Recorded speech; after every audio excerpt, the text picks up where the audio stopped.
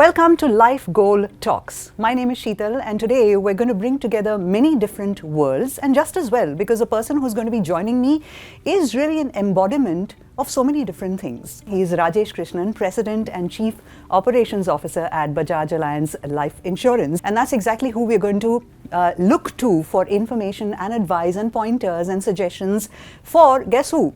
NRIs. So there's a, dhadkan that is in their hearts, that beats for India. But that's sentimentality. There is also a practical, idea that they want to pursue, which is to own a bit of that India heritage for themselves. And when I say own, I literally mean own over here.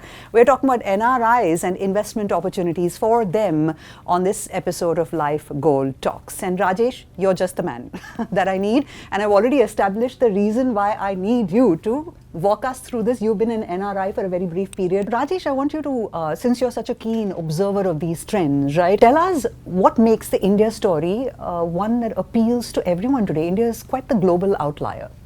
First of all, thank you, Sheetal, for having me in the show. And you're talking about a topic which is pretty close to me, the NRI segment. And NRIs typically have invested in India for broadly two reasons. One is emotional. Because it's their homeland, they want to come and invest, and the second is economical. While the emotional aspect has always been there, the economical aspect has gained a tremendous amount of confidence over the last few years.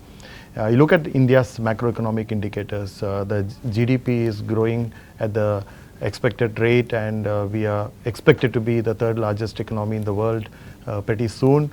There are indicators of FDI, which is the foreign direct investments coming into India, at an all-time high. There is a 20 times growth over the last 20 years, which says that the confidence of the foreign investors to put money into India is gaining momentum year after year. Also, India as a leadership, as a global leadership, is gaining even more confidence. India's leadership gets recognized. So you talk about the recent G20 that has got hosted here, to the leadership getting recognized as the country with the highest level of confidence. All these factors combined, coming together, is making India a very favorable investment. What is added to the whole story on the tactical side as well is the regulatory development in India. So traditionally, if I can ask you that, where would your parents or your previous generation would have invested in India? I think that's a simple one. Because all my childhood, and I'm sure it's the same with you, Rajesh, we've only heard about real estate. That is what our parents usually are working towards. Every pie is getting put into the bank account, fixed deposits, post office, remember post office savings, all of that towards buying real estate. That's one. And I think traditionally we've always loved gold. We've not really, I think, looked at it as purely as an investment opportunity, but that's where a lot of the family wealth has gone into. Am I getting to the place that you want to take me? Yeah, absolutely. That's how it has been, and they're not wrong choices, right? But what has happened over the past few years is the massive transformation of India's financial services sector, because it's with the regulatory authorities coming in place, there is a far better governance, and we've gone through a couple of global events like Lehman Brothers in 2008. You look at the COVID which happened globally. India has weathered, the Indian economy has weathered these things and has come up pretty strong despite all these events coming in, and many of the countries are not to. And if you look at our own sector, because of the huge regulatory governance framework which is there, and it brings in transparency in the investor, so which gives immense amount of confidence for the investor to come and invest in India, and knowing that these are easy products, just like the way our government is trying to do ease of doing business, they are also doing ease of doing investment in India. It's far more transparent, far more easy to get into, and with all the investment vehicles coming in together, and with the knowledge build up which is happening by the newer generation, they are far more well-rounded than the previous generations, I would say, because there are tons of literature available across the internet. They are an internet generation. Probably the question that I asked you, your parents' generation, they were not internet, so you were dependent on someone to come up and tell us about where should I invest. So typically the advice has always been a real estate, gold, fixed deposit. That's the farthest that one could go. with the advent of many of the financial services coming in, including life insurance sector opening up around 2000. It's been a brilliant journey as far as India is concerned, and huge amount of confidence among the investors to come and invest in India. You know, important question, because we've already touched upon the fact that there are plenty of options available to NRIs, and yet we are focused on life insurance in India for an NRI. Now, other than the obvious reason, which is that you are part of Bajaj Allianz Life Insurance, why are we talking about insurance? Why is this an important area of priority for them? Well, you're right. There are plenty of avenues for an NRI to invest in India today. The financial services sector is a very matured industry today, which offers a spectrum of products. I'll come into life insurance, and I will say that why. Broadly, I'll answer with two specific ones. The first one is that today's life insurance industry offers a spectrum of various categories to help an NRI to achieve their life goals. And broadly, they are retirement in particular, term insurance in particular, for retirement, for ensuring that the income continues after their work life gets over, term insurance for any kind of an eventuality, and wealth creation. And I would say that the recent survey that Bajaj Allianz did, almost more than 50% of the people surveyed came back and said that they are not ready with their life goals, they are not saved enough. And that was a huge revealing aspect. The second thing that also the survey revealed was health and fitness came across as one of the biggest priorities in today's India. So that continues to be. So our products, when I come to Bajaj Allianz product, we also keep in mind that how do we not only create a product but also ensure that we cultivate a good health and habit into our customers. The third aspect is our wealth creation, and the survey also revealed that one of the primary goal for most of the respondents was to save enough to send their children for higher education.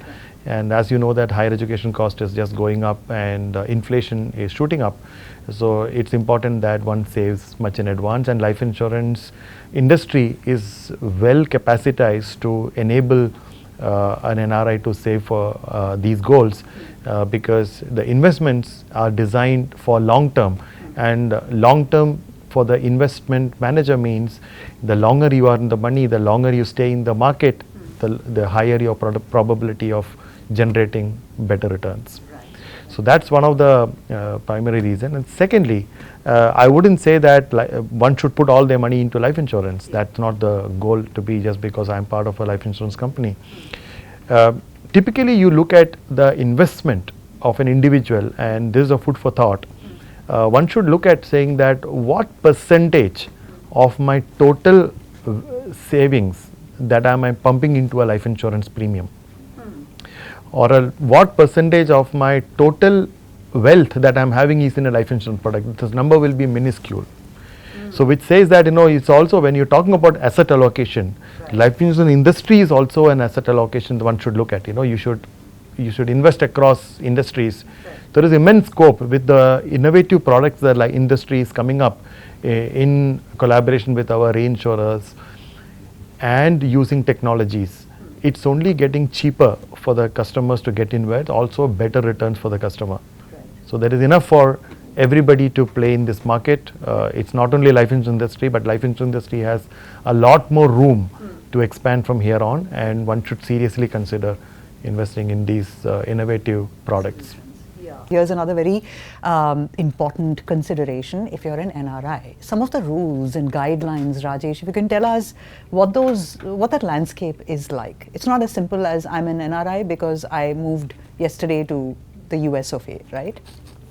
Let's look at who's an NRI. NRI is typically a non-resident Indian, is someone who's been out of India for a reasonable amount of time, and there are further rules to that. I would encourage one to read about it and familiarize yourself whether one qualifies to be an NRI or not. A typical non-resident Indian can invest either from their earnings outside India, or they can invest from earnings in India.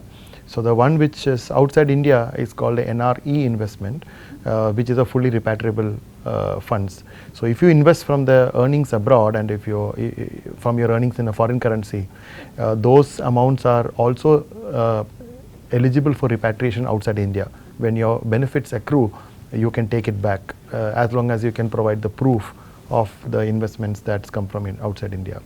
The other option life insurers give to the customers to also choose is that many of the NRIs also have investments in India, which is typically like a property.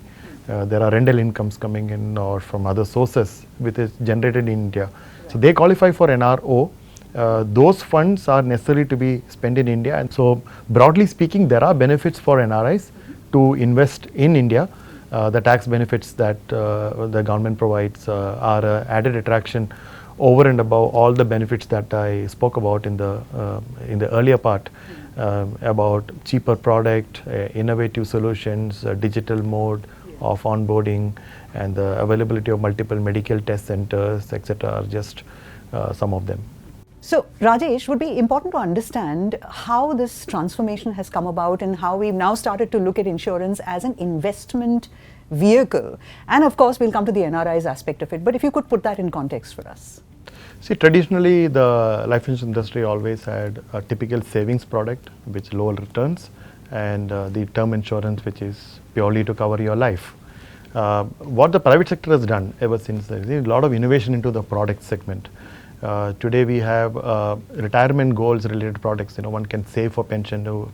We must be cognizant of the fact that we live in a country with almost the social security measures are not good enough for someone to save for their retirement. So one has to invest from their end as well. So the retirement products that the industry has come out with enable someone to live, to continue to maintain the same lifestyle even after their retirement. So that's a very important goal for many people, including you and me. The other innovation that happened in the insurance industry since the privatization is about unit-linked insurance policies. So this was also with the fact that there was a huge amount of stock market boom that was happening. With the stock market boom, there is a big opportunity for insurance industry to come up and tailor-make products where the investment happens in the stock market so the customers get advantage of that. The ULIP is a great investment when it comes to wealth management per se. For wealth management, people have definite goals which are long-term point of view. The unit-linked products are perfectly positioned because the investment manager can have the money for a much longer term. The longer you stay in the market, the more your possibility of making returns. With that in context, unlike many other industries where the money flow is quite short-term in nature, here we have an advantage for the customer to generate higher returns. The annuity products is gaining far more popularity today. People are far more conscious today. There was a generation which is your parents and the parents before me, when someone could come up and say that, why do I need life insurance? The typical answer one would always hear that, my grandfather has lived for 102 years and his father used to live for 100 years. We are a very confident society. We never, no eventuality happens to us. So life insurance never took off from that point of view. Talk about today's generation, far more well informed, and our kids will come up and say that, okay, I have these goals in mind, but if I want to meet these goals, I have to be alive and healthy to make it happen. In case if it doesn't happen during that time, I also want a backup. So we see that the awareness around life insurance is coming up much more from the current generation than it used to be. Fascinating, and you've spoken about life goals, and that pretty much is the subject matter on this particular podcast series. So Rajesh, I want to ask you, right, what are your immediate life goals? I know a little bit out of syllabus, googly kind of question over here, but banta hai. So what is it that you have in mind with respect? I'm not talking about work, I'm talking about like personal stuff. Well, I think the immediate and living goal would be that you live healthy. Nothing else. It's an unfortunate thing that it's an ignored fact for many, but I get very inspired by people who maintain a very healthy lifestyle, and I get inspired by a lot of people in my organization as well, who I look up to when it comes to that, and that's a big benchmark to do. So leading a healthy lifestyle, That includes eating right, a very ignored aspect. So that's something that I am pretty conscious about. What you eat. So if you do not live a healthy lifestyle, then none of the goals will make up, so then it's not going to happen. So that's my immediate priorities. And the other life goal for me, personally for me, is that I want to be a better person tomorrow than what I was yesterday. It's a small goal that I chase myself, incremental learning that I do on a daily basis. So that's my immediate goal. On a long-term goal, if I remain healthy and if I continue, then obviously want to have the same lifestyle that you are having when you are earning at the same time when I'm having my retirement. That's a financial goal. And a non-financial goal will be to pursue all my interests, of which you have many: languages, sports. Is there anything else, like a new thing that you want to add to this already existing array of things that occupy your attention? Well, travel is a very big part. So I love traveling. I love learning about culture, languages, people, habits. Something that I'm very fascinated about understanding from various places I go. So I would say travel, and travel requires one to have a lot of time, and that's perhaps not possible, but I'm pretty lucky to be in an organization and a role where work takes me to a lot of places. So I try to make the most of it whenever I'm traveling on work as well. And well, just that kind of work taking you somewhere else is the sort of person that we are talking about on Life Goal Talks today, the NRI and investment opportunities. And that really brings me, Rajesh, to this other aspect of life goals. I know you addressed it from the product point of view, of the kind of options available to NRIs today, the 3 different innovations that have happened in the last few decades or so. But from a life goal mapping perspective, right, what have you observed to be the typical life goals that an NRI has that then get addressed by the insurance solutions that we will explore in detail further? So typically, I would say the immediate thing that we've seen from most NRIs is that there is a sense of insecurity about the job that they hold. Typically, when you talk about geographies like Middle East, wherein the jobs are in contracts and it's renewed every 2 years or 1 year, 3 years as a contract, depending on their contracts. So there is always this underlying fear in their mind that what happens when I don't have a work in the Middle East, I'll have to go back to my home country. And it's also pretty difficult for somebody who's been in that kind of a geography and they worked for a long time to come and adjust to a work environment in India. I think the people are very conscious about that. So one of the first thing that we've seen is that I want regular income. So we've seen a lot of interest in our annuity products from this segment, saying that I can afford an investment today, but help me with the returns when I need it. So deferred annuity, as we call it. I don't need the returns now. You take some time. Right now the going is good. When it's not, then you start paying me my lump sum money, so that, or in installments, I would say, so that it'll work like a regular income for them. That's one area of interest. And among NRIs, we also seen a great amount of interest for wealth generation, wealth creation, I would say. They have goals about sending their kids abroad, putting in universities. Obviously, it's going to cost a lot of money there. Building a house in India at a particular place. They don't need a house now because maintaining a property is difficult when you're not around. So typically, we've seen people saving over a period of time. And when they are ready to move into India is when they want to build a house. So we've seen that kind of an interest. So our products like unit-linked insurance perfectly fits in because they ride on the wave of the stock market growth. The other product which also seen interest and greater amount of interest is the term insurance. And you would ask me that why term insurance in India and when there are insurance companies there. Typically, an Indian term insurance is far cheaper because obviously it's priced in rupee, and when you talk about the cross currency rates, it's much cheaper for someone who's earning in a stronger currency than in Indian rupee. And today's insurance companies also have innovated a lot in terms of buying insurance policy pretty easy. For example, the kind of medical test centers available abroad are far many now because and many of the insurance companies also provide the testing at their home. You don't have to go out of their home itself. So cheaper product and easier to onboard. And when I talk about onboarding, it's not only about medical centers, but also the home form, the whole form filling process itself. Today's insurance companies are pretty understanding that the time is very limited, and they are all used to a very different type of service, which is typically all these things are wealthy people, and they are used to an HNI kind of a service in the banks and everywhere else. It's a typical similar product that we built in making the journey of buying a policy very simple. So ease of buying a policy is something that everybody is doing. It's completely digital.